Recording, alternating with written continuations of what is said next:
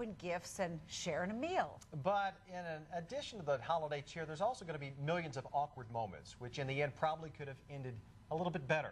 Joining us now with ways to execute holiday etiquette is Elaine Swann. She is a lifestyle and etiquette expert, and I'm sure we've all had this before. You open up the gift and it turns out to be the porcelain cat or something like that. Right, and you plaster that fake smile on and say, wow, this is interesting. Is that the right way to handle it? It really, don't lie and say that it's great or that you love it if you don't, because if it's not sitting on your mantle the next year, then they'll know that you didn't quite like it. So it's better to not lie, but just say, this is really interesting, or this would be great. And in the back of your head, you go, for my best friend, because I'm going to re-gift it. Yeah.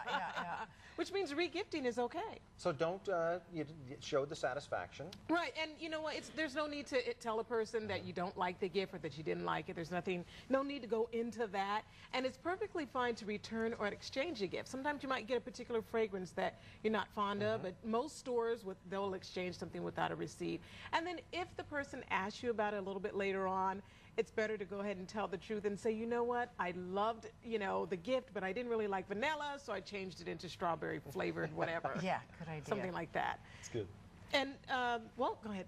Well, I was going to say, now, once you have the gifts, you need to thank people for it. What is the proper, I mean, in what situations must I send a note, and when is it just okay to say, hey, thanks, loved it? Well, if the person is there when you open the gift, then you just look them in the eye and say, thank you. But if they're not there, perhaps it's a gift that you received in the mail, then that's when you want to go ahead and send that thank you card. And it's something to encourage kids to do, too, to send that thank you card to grandma or grandpa. Get them into the habit of connecting in writing. Yeah, being grateful. Yes. Do that very quick. And the same thing when the kids are opening the presents. Right. We have to tell our kids, and it's so hard to do because they're so young and they're so honest about things. They are honest, and that's why it's important to practice beforehand. Practice every step of the way. Thank you, thank you, thank you. Look at the person and say thank you, and even have a little sit down with them just beforehand, before the guests come over and start exchanging gifts. Remind them to say thank you. Right.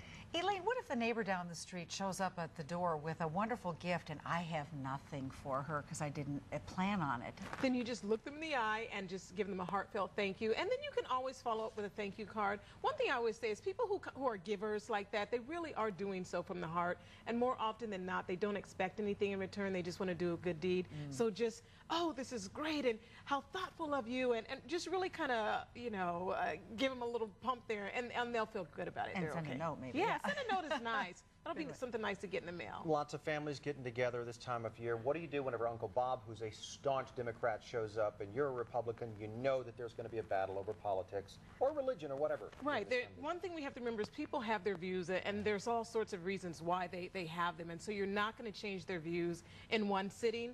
It's okay to kind of engage in something that's kind of level playing field, kind of perhaps turn it towards maybe the economy, something that we all can kind of talk about and not necessarily try to enforce your opinion on a person. But don't try to change them and change the subject, but something that we can all kind of identify with.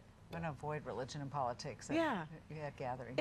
If at all possible, try to avoid. Changing the subject is really a great, that's a great resource.